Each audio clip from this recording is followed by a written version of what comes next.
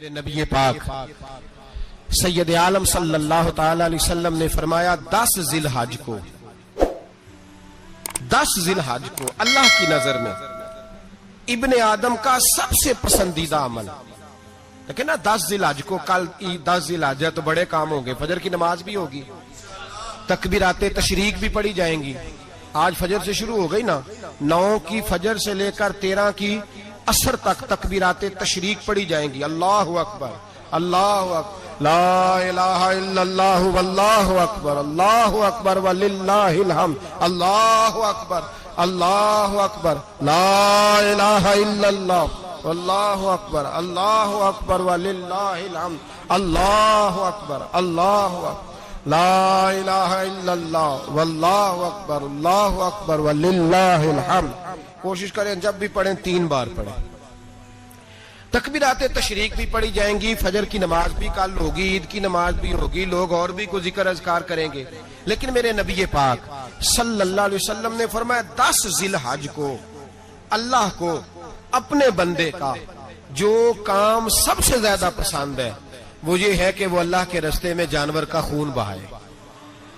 حالانکہ نمازیں بھی ہیں, اذکار بھی ہیں, تکبیرات بھی ہیں, سارا کچھ ہے, پر اللہ کو سب سے زیادہ کیا پسند ہے؟ جانور کو قربان کرنا. یہ اللہ کو بڑے خوبصورت لفظ نبی پاک علیہ السلام نے فرمایا, قربانی کا جانور قیامت کے دن اپنے سینگوں اور کھروں سمیت آئے گا, اور جس نے قربانی کی ہوگی اس کی بخشش کروا کے اسے جنت میں لے کر جائے گا.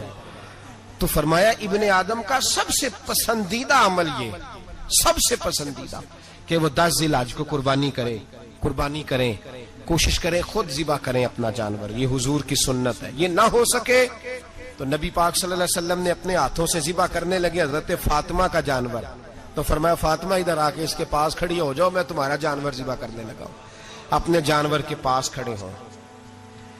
میرے جو بھائی ذبح کرنے کا کام کرتے ہیں نا, قصاب ہم کہتے ہیں, سارے قصاب نہیں ہوتے, بہت سارے لوگ یہ سعادت حاصل کرتے ہیں اور بڑی نیکی کا کام کرتے ہیں. اللہ انہیں بڑی بہترین جزا عطا فرمائے گا, بڑا خیر کا کام کرتے ہیں. لیکن چونکہ رش ہوتا ہے ایسے لوگوں کے پاس, تھوڑی جلدی بھی ہوتی ہے. پہلی تو کوشش کریں تکبیر خود ڈالیں, یہ نہیں ہو سکتا تو قریب کھڑے ہوں.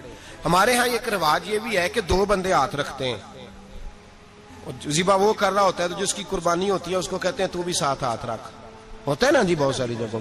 اب حکم یہ ہے شریعت اسلامیہ کا کہ جب جانور ذبح کریں گے تو پڑھیں گے بسم اللہ اللہ, بسم اللہ اللہ. ہاں نبی پاک صلی اللہ علیہ وسلم نے لمبی دعا پڑھی, صحابہ بھی لمبی دعا, انی وجہت وجہی للذی فطر السماوات والارض حنیفا وما انا من المشرکین, یہ بھی پڑھا. اور پھر میرے رسول پاک صلی اللہ علیہ وسلم نے یہ بھی کہا کہ اللہ میری طرف سے قبول فرما, میری امت میری اہل بیت کی طرف سے قبول فرما. صحابہ جب جانور ذبح کرنے لگتے پہلے یہ دعا پڑھتے, پھر کہتے اللہم تقبل منا کما تقبلتا خلیل کا ابراہیم علیہ السلام وتقبلتا حبیب کا محمد صلی اللہ علیہ وسلم, اے اللہ ہم سے بھی قبول فرما جیسے تو نے حضرت ابراہیم سے قبول فرمائی اور جیسے اپنے حبیب حضرت محمد صلی اللہ علیہ وسلم سے قبول. یہ ساری دعا پڑھیں. اور جب جانور ذبح کرنے لگے تو پھر پڑھیں بسم اللہ اللہ, بسم اللہ اللہ. اچھا 2 آدمیوں نے ہاتھ رکھا ہوا ہے, 2 آدمیوں. اب اگر ایک نے بھی نہ پڑھی بسم اللہ اللہ اکبر تو جانور حلال نہیں ہوگا, دونوں کو پڑھنا پڑے گا. یہ مسئلہ یاد رکھیں. ایک اور بات بھی بتانی ہے آپ کو, وہ بھی آپ نے یاد رکھنی ہے. قربانی کے بڑے جانور میں کتنے حصے ہوتے ہیں؟ 7. اب 7 حصوں میں 7 کی نیت قربانی کی ہونی چاہیے. 7 کی 6 حصے ڈال گئے, جو چلے تھوڑے سے زیادہ امیر لوگ نہیں تھے, نارمل تھے, انہوں نے 6 حصے ڈال لیے. 7واں امیر آدمی تھا, اس کو جا کے کہا یار ایک حصہ نہیں مل رہا تو چل تو نے تو 2-3 بکرے لیے ہوئے ہیں, تو بھی شامل ہو جا. اس نے پہلے تو کہا نہیں یار میں نے اب لے لی ہیں. پھر جب اصرار کیا تو کہا چلو ٹھیک ہے بڑے گوشت کا قیمہ کرا لیں گے. تو اس طرح کرو, ڈال لو میرا بھی حصہ. اب 6 کی نیت قربانی کی, 7ویں کی گوشت کی, کسی کی بھی قربانی نہیں ہوگی, گئے سارے.